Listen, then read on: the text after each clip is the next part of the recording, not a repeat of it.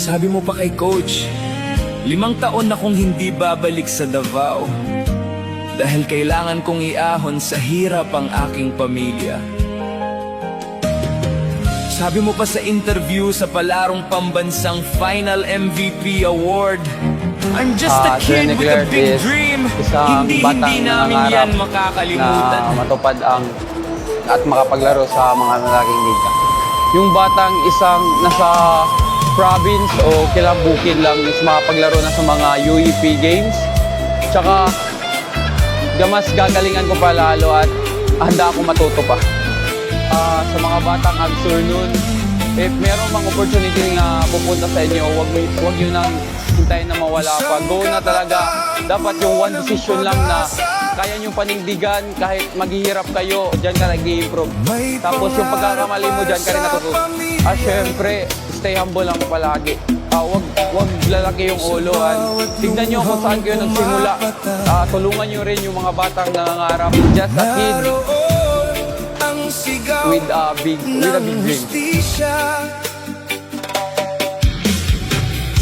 Hanggang ngayon ay may mga tanong na naghihintay ng kasagutan. Hanggang ngayon ay may mga pusong umaasang mananahigang katotohanan. Hustisya para kay Rene, hanggang manaigang katotohanan. Sa liwanag ng katarungan, matatagpuan ang kapayapaan.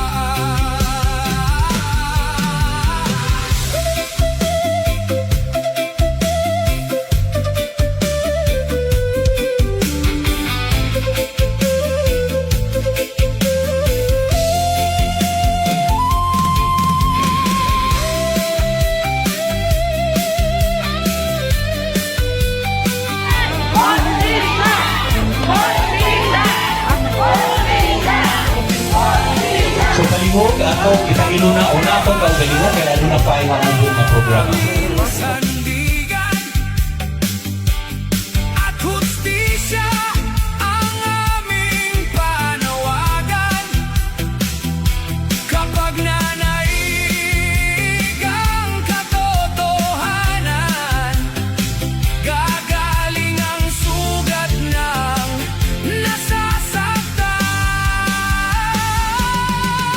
Hustisya para kay Rene, sigaw ng pusong nagmamahal. Hindi mamamatay ang pag-asa habang katotohanan ang sandigan. Hustisya para kay Rene, hanggang manaigang katotohanan. Salamat sa inyo. Sa liwanag ng katarungan, matatagpuan ang kapayapaan. Salamat kasi kalay. Ay kung wala itong pa, nakakuha ang pamilya sa anak. Hindi ka namin Kung mamaya wala ako kasing-kasing, hanggang sa manaigang abandoon ninyo. kapayapaan. Inabangan din ninyo alam di makasurvive ni Ising. Aron, sa tanan, luyo sa kasubo, malipay manusok kami. Pero bisag unsaon na mo palipay.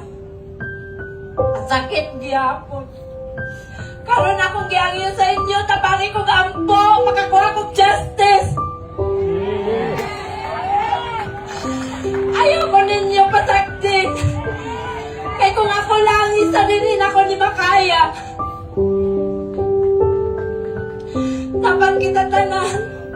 ato kining makabuot labi na sa kong anak. Salamat ug dili na ko taman.